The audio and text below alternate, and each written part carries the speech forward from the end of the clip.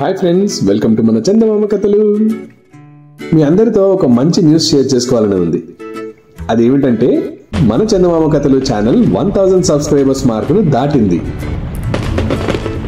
దీనంతటికీ మీ అభిమానమే కారణం. Thank you so much for all the love. ఈ 4 ఏళ్ల ప్రయాణంలో మనం ఎన్నో మంచి మంచి కథలను చూసాం కదా.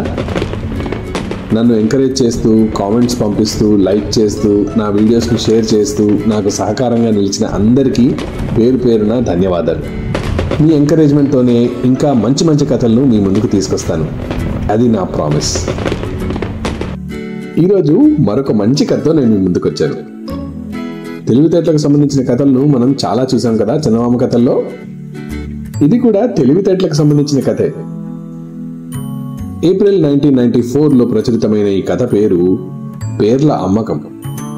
అంటే ఎవరో పేర్లను అమ్ముతున్నారన్నమాట. మరి ఆ పేర్లేమిటి, అది అమ్ముతున్నవాడెవడు, ఆ పేర్లను ఎందుకు అమ్ముతున్నాడు చూద్దామా? మరి ఇవన్నీ చూసే ముందు ఈ వీడియోకు ఒక లైక్, మీకు నచ్చిన విషయాన్ని తప్పకుండా కామెంట్ చేయడం మర్చిపోవద్దు. అలాగే ఇటువంటి మంచి కథలను మీ ఫ్రెండ్స్ మరియు ఫ్యామిలీ మెంబర్స్ వాట్సాప్ గ్రూప్స్లో షేర్ చేయడం మర్చిపోకండి. మన చందమామ కథలు ఛానల్కు సబ్స్క్రైబ్ చేసుకున్నట్లయితే ధన్యవాదాలు. ఒకవేళ చేసుకున్నట్లయితే తప్పకుండా ఇప్పుడే సబ్స్క్రైబ్ చేసుకోండి. ఆ పక్కనే ఉన్న గంట సింబల్ని కొట్టడం వల్ల కొత్త కథల నోటిఫికేషన్స్ అన్నీ మీ యూట్యూబ్ యాప్కి నోటిఫికేషన్స్గా వచ్చి చేరతాయి. మరి ఆలస్యం చేయకుండా ఈ పేర్ల అమ్మకం ఏంటో చూసేద్దామా? అనగనగనగనగనగనగనగనగా విజయపురి అనే రాజ్యంలో ఒక పెద్ద సంత జరిగేది. అది నిత్యం మనుషులతో కిటకిటలాడిపోయేది. అయితే ఒకరోజు ఒక ముసలివాడు అక్కడ మూలన కూర్చొని, పేర్లు అమ్ముతాను బాబు, కొనండి బాబు, విలువైన పేర్లు బాబు, వెలగట్టలేని పేర్లు కొనండి బాబు, పేర్లు అమ్ముతాను బాబు అంటూ అదే పనిగా బిగ్గరగా అరుస్తున్నాడు. చాలా మంది జనం వాడిని చూశారు, కానీ ఎవరో పిచ్చివాడు అనుకుని వదిలేసి వెళ్ళిపోయారు. ఇంతకు ఆ ముసలివాడి పేరు పోతురాజు. వాడు వయసులో ఉండగా రాజుగారి సైన్యంలో ఉండేవాడు. ఒక యుద్ధంలో అతని కాలు పోగొట్టుకున్నాడు.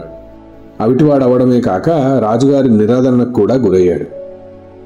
వాడికి ఒక రోగిష్టి భార్య, పెళ్లిడికొచ్చిన కూతురు ఉన్నారు. వాళ్ళిద్దరినీ పోషించాల్సిన బాధ్యత తన మీదే ఉంది కాబట్టి ఇలా సంతలోకి వచ్చి బతుకు తెరువు కోసం చూస్తున్నాడు. పోతురాజు పిచ్చివాడనుకుని సంతలో జనం ఎవ్వరూ వాడి పేర్ల అమ్మకాన్ని గురించి పట్టించుకోలేదు. కానీ అవకాశం కోసం చూస్తూ జనంలో తచ్చాడుతున్న జోగులు అనే చిల్లర దొంగ మాత్రం సంగతి ఏమిటో తెలుసుకోవాలని పోతురాజుని సమీపించాడు. ఒరేయ్ ముసలోడా, లోకంలో ఎక్కడైనా డబ్బిచ్చి పేర్లు కొంటారా? పిచ్చోళ్ళు అనుకుంటున్నావా మనుషుల్ని అని గదమాయించాడు. నిజమే, మామూలు పేర్లయితే కొనరు, కానీ నేను అమ్మేవి లక్షలు విలువ చేసే పేర్లు. అది తెలిస్తే ఎవడైనా కొంటాడులే, నువ్వు పో అన్నాడు పోతురాజు. లక్షలు విలువ చేసే పేర్లా? అదేమిట్రా, నీ పేర్ల గొప్పతనం ఏంటో చెప్పు చూద్దాం అని ఆసక్తిగా అడిగాడు జోగులు. తేరగా చెప్తారు. ఒక్కొక్క పేరుకు 25,000 వరహాలు ముందుగా చెల్లిస్తే అప్పుడే చెప్తాను అన్నాడు పోతురాజు. జోగులు పెద్దగా నవ్వి, నీ పేర్లు అంత విలువైనవో కావో తెలుసుకోకుండా అంత ధనం నీకెవడిస్తాడరా? నీకు నా మీద నమ్మకం ఉంటే ఒక పేరు చెప్పు, దాంతో లాభం వస్తే వచ్చి నువ్వు అడిగినంత డబ్బు నీకు ఇచ్చేస్తా అన్నాడు జోగులు. పోతురాజు జోగుల్ని క్షణం పాటు పరిశీలనగా చూశాడు. నీ మీద నాకు నమ్మకం లేదు, కానీ సరే ఒక పేరు చెప్తాను. నిజాయితీగా నా డబ్బు నాకు ఇస్తే నా దగ్గరున్న రెండో పేరు కూడా నీకే చెప్తాను, సరేనా అని ఇలా చెప్పాడు. కొన్ని సంవత్సరాల క్రితం విజయపురి సరిహద్దులో ఒక గ్రామం ఉండేది. అక్కడ ఒక చిరుతపులి విజృంభించి గ్రామస్తులందరినీ, వాటి పశువుల్ని ధ్వంసం చేయసాగింది. రాజు దాన్ని చంపించడానికి ఎన్నో విధాలుగా ప్రయత్నించి విఫలం చెందాడు. చివరకు పులిని చంపిన వాడికి 1,00,000 వరహాలు బహుమతి ఇస్తానని కూడా ప్రకటించాడు. అయితే ఇది జరిగిన కొన్ని రోజులకు ఆ గ్రామ పొలిమేరల్లో చంపబడిన పులి కళేబరం ఒకటి కనిపించింది. కానీ దాన్ని చంపిన వారెవరో ఎవ్వరికీ తెలియరాలేదు. ప్రకటించిన బహుమతి అందజేద్దాం కదా అని రాజు వేగుల్ని పంపించి మరీ వెతికించాడు. పులిని చంపిన వాడి పేరు చక్రధరుడు అని తెలిసింది, గాని ఇప్పటి వరకు అతడి జాడే లేదు. నువ్వు ఆ పేరుకు తగ్గట్టు వేషం మార్చుకొని రాజుగారిని వెళ్ళి కలువు. ఆ బహుమతి నీదే అని దక్కించుకో. ఆ తర్వాత నా డబ్బు మాత్రం నాకు ఇవ్వడం మర్చిపోవద్దు. నీ మీద నమ్మకంతో పేరు చెప్పాను అన్నాడు పోతురాజు దీనంగా మొహం పెట్టి. వెంటనే జోగులు వేషం మార్చుకొని రాజును సందర్శించి తన పేరు చక్రధరుడని, కొంతకాలం క్రితం పులిని చంపింది తనేనని చెప్పాడు. అది విన్న రాజు చాలా సంతోషించాడు. కానీ ఇంతలోనే అతనికి ఒక అనుమానం వచ్చింది. మరైతే బహుమతి కోసం ఇంతకాలానికి వచ్చావే, ధనమంటే నీకు చేదా అని అడిగాడు. అయ్యో లేదు ప్రభు, వృద్ధులైన నా తల్లిదండ్రులను కాలినడకన కాశీయాత్ర చేయించవలసి వచ్చింది, అందువల్లనే ఇంతకాలం గడిచిపోయింది అన్నాడు వినయంగా జోగులు. రాజు జోగుల్ని సన్మానించి 1,00,000 వరహాలు ఇచ్చాడు. అయితే ధనం చేతికి రాగానే జోగులు పోతురాజుకు చిల్లి గవ్వ ఇవ్వకుండానే ఆ రెండో పేరు కూడా కాజేద్దామన్న దురాలోచన కలిగింది.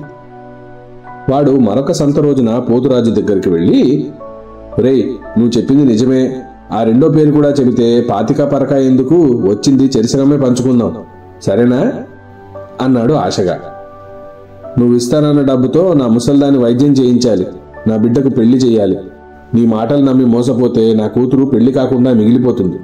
మేమందరం ఏ నుయ్యో గుయ్యో చూసుకోవాల్సిందే అన్నాడు పోతురాజు.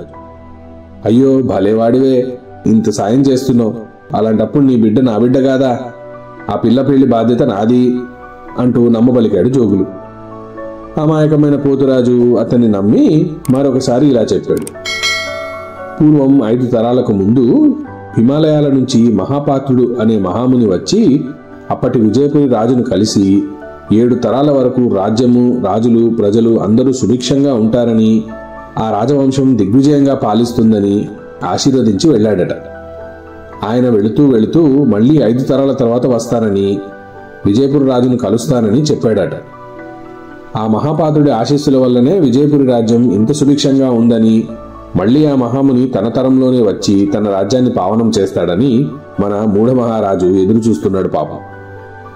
నువ్వు దానికి తగినట్లుగా వేషం మార్చుకొని వెళ్లి రాజుని దర్శిస్తే అంతులేని కాలికలు లభిస్తాయి అన్నాడు. వెంటనే జోగులు బయలుదేరి తెల్లటి ముగ్గుబుట్ట లాంటి తలతో, ఒంటి నిండా విభూది రేఖలతో, రుద్రాక్షలు అవి ధరించి రాజును కలిశాడు. తాను హిమాలయం నుంచి వస్తున్న మహాపాత్రుడని చెప్పుకున్నాడు. రాజు పరమానందం చెంది వారం రోజుల పాటు రాజ్యమంతా ఘనంగా వేడుకలు జరిపించాడు. జోగులకు విలువైన కానుకలెన్నో సమర్పించాడు. అన్నీ తీసుకున్న జోగులు హాయిగా అక్కడి నుంచి బయలుదేరాడు. ఆ కానుకలు డబ్బులతో అతను నగరంలో ఒక పెద్ద అందమైన మేడ కొనుక్కొని పోతురాజు సంగతి గాలికి వదిలేశాడు. విలాసవంతమైన జీవితం గడపసాగాడు.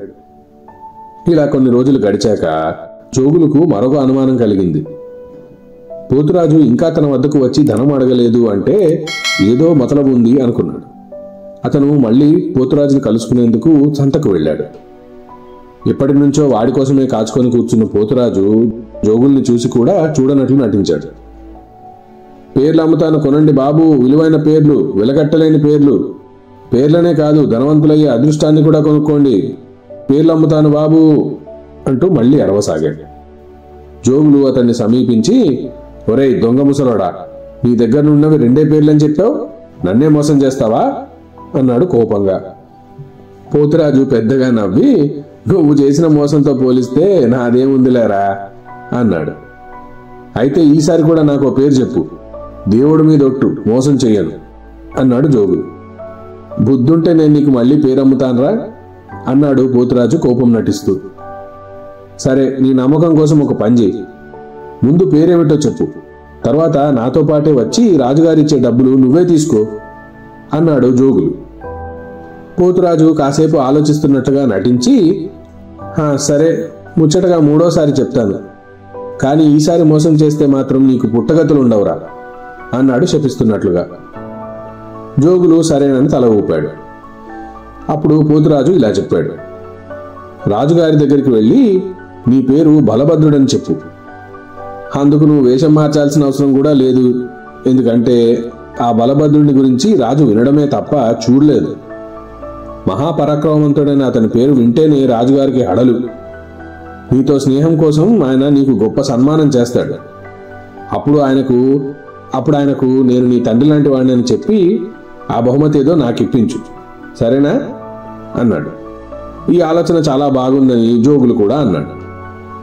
మరుసటి రోజు జోగులు నిండు సభలో రాజును కలిసి, మహారాజా, నేను మహాపరాక్రమవంతుడైన బలభద్రుణ్ణి అన్నాడు. రాజు ఒక్క క్షణం నిశ్చేష్టుడైపోయాడు. పక్కనే ఉన్న మంత్రితో చిన్నగా, మన యుద్ధ తంత్రాలు, సైనిక రహస్యాలు అన్ని శత్రువులకు చేరవేశాడని మనం ఎప్పుడో దేశం నుంచి బహిష్కరించాం కదా, వీడు మళ్ళీ ఏ ధైర్యంతో మన ముందుకు వచ్చాడు అన్నాడు. మంత్రి జోగుల్ని బాగా చూసి, మహారాజా, వీడు బలభద్రుడు కాదు, ఏమీ కాదు. వాణ్ణి తమరెరుగరు గాని నేనెరుగుదును. వాడు కొన్నాళ్ల క్రితం మన దేశంలో ప్రవేశించాలని చూసి సరిహద్దు కాపలాభటుల చేతుల్లో ఏనాడో వధించబడ్డాడు అని జోగులకేసి కళ్ళెర్ర చేసి చూశాడు. ఒరేయ్, నువ్వు జోగులువి కదా, ఆ మధ్య ఏదో నేరం చేసి కొంతకాలం కారాగారంలో కూడా ఉండి వచ్చావు కదా అని ప్రశ్నించాడు. ఆ ప్రశ్న వింటూనే జోగులకు ముచ్చెమటలు పట్టాయి. వాడు భయంతో గజగజలాడుతూ, అయ్యో మన్నించండి ప్రభు, ఇదంతా ఆ కుంటివాడి పన్నాగం, వాడు చెప్తేనే ఇదంతా చేశాను అంటూ పోతురాజును చూపించాడు. ఎవడ్రా వాడు? మహారాజును మోసగించాలని చూస్తే ఉప్పు పాత్ర వేస్తామని తెలీదా వాడికి అని గదమాయించాడు మంత్రి. ఆ వెంటనే సభలో ఒక మూల కూర్చొని ఉన్న పోతురాజు తన కర్ర సహాయంతో మెల్లగా నిలబడి రాజుగారి ముందుకు వచ్చాడు. మన్నించండి మహారాజా, ఒకప్పుడు తమ వద్ద సైనికుడిగా ఉండి యుద్ధంలో గాయపడి అవిటివాడినయ్యాను. అప్పటి నుండి మమ్మల్ని పట్టించుకునేవారెవ్వరూ లేరు అని చెప్తూ తన కుటుంబ దీనస్థితి గురించి చెప్పుకొని బాధపడ్డాడు. మరేదారి లేక ఈ జోగుల్ని తమ వద్దకు చక్రధరుడిగా, మహాపాత్రుడిగా నేనే పంపాను. అయితే వీడు నన్ను మోసం చేశాడు. తమ దర్శనం చేసుకునేందుకు మార్గం ఏమిటా అని ఆలోచించి చివరకు వీడిని బలభద్రుడి పేరుతో పంపాను. దీంతో వీడు దొరికిపోవడం, నాకు తమ దర్శన భాగ్యం కలగడం రెండూ జరిగాయి అన్నాడు. రాజు పోతరాజు చెప్పింది మొత్తం విన్నాక దేశంలో అంగవైకల్యానికి గురైన మరెందరో సైనికులు తనలాగే ఉన్నారని నిజం తెలిసి వచ్చింది. ఆయన వెంటనే అలాంటి వాళ్ళందరికీ నెలసరి భృతి ఏర్పాటు చేయడమే కాకుండా వారందరికీ తగిన ఆశ్రయం కల్పించాలని, వారి తిండి గుడ్డలకు లోటు లేకుండా చూసుకోవాలని మంత్రిని ఆదేశించాడు. ఆ తర్వాత ఒకసారి కారాగార శిక్ష అనుభవించి కూడా తిరిగి మోసాలకు పాల్పడుతున్న జోగులకు 5 ఏళ్ల కఠిన కారాగార శిక్షను కూడా విధించాడు. ఈ విధంగా పోతురాజు పేర్ల అమ్మకం మొత్తం రాజ్యంలోని అంగవైకల్యం ఉన్న సైనికులకు ఎంతగానో సహాయపడింది, వారి జీవితాన్నే మార్చేసింది. చూశారు కదా, మంచి కథ కదా. ఈ కథ చదివినప్పుడే నాకు చాలా మంచిగా అనిపించింది. దేశం కోసం సైన్యంలో పనిచేసి అవిటివాడైన తర్వాత రాజు పట్టించుకోకపోతే ఎలాంటి పరిస్థితుల్లో వాళ్ళు ఉంటారనేది ఈ కథలో మనం చూసాం కదా. పాపం పోతురాజు తనకు తెలిసిన విషయాలన్నీ జోగులను నమ్మి చెప్పాడు. కానీ ఆ జోగులు వాడిని మోసగించాడు కదా. అలాగే రాజుకు అతను మర్చిపోయినటువంటి ఒక బాధ్యతను కూడా గుర్తు చేశాడు. యుద్ధాల్లో గాయపడి అంగవైకల్యం వచ్చిన సైనికులకు రాజ్యం ఏ విధమైన సహాయం చేయట్లేదని అతను గుర్తు చేశాడు. దీనివల్ల తనకే కాక అటువంటి వారందరికీ లాభం జరిగింది కదా. కాబట్టి మనం చేసే పనుల వల్ల మనకే కాదు వేరే వారికి కూడా లాభం జరిగేలా చూసుకోవాలి. అప్పుడే మనం గొప్పవారవుతాం. ఇటువంటి ఒక మంచి నీతిని చెప్పిన ఈ కథను తప్పకుండా లైక్ చేస్తారని నా నమ్మకం. వచ్చే వారం మరొక మంచి కథతో నేను మీ ముందుకు వస్తాను. అంతవరకు సెలవు, బాయ్. ఈ కథ కనుక మీకు నచ్చినట్టయితే తప్పకుండా దీన్ని లైక్ చేయండి, మీ ఫ్రెండ్స్ అందరితో షేర్ చేయండి. మా ఛానల్ ని సబ్స్క్రైబ్ చేయడం మాత్రం మర్చిపోవద్దు. మీ అద్భుతమైన కామెంట్స్ ని నాకు తెలపండి. దాంతో కొత్త కథలను మీ ముందుకు తీసుకొచ్చేటప్పుడు ఎటువంటి కథలను తీసుకురావాలనేది నాకు తెలుస్తుంది. ఆ పక్కనే ఉన్న గంట సింబల్ ని కొట్టండి. దాంతో కొత్త కథల నోటిఫికేషన్స్ అన్ని మీ యూట్యూబ్ యాప్ కి వచ్చి చేరతాయి. వచ్చే వారం మరొక అద్భుతమైన కథతో మళ్ళీ మీ ముందుకు వస్తాను. అంతవరకు సెలవు, బాయ్.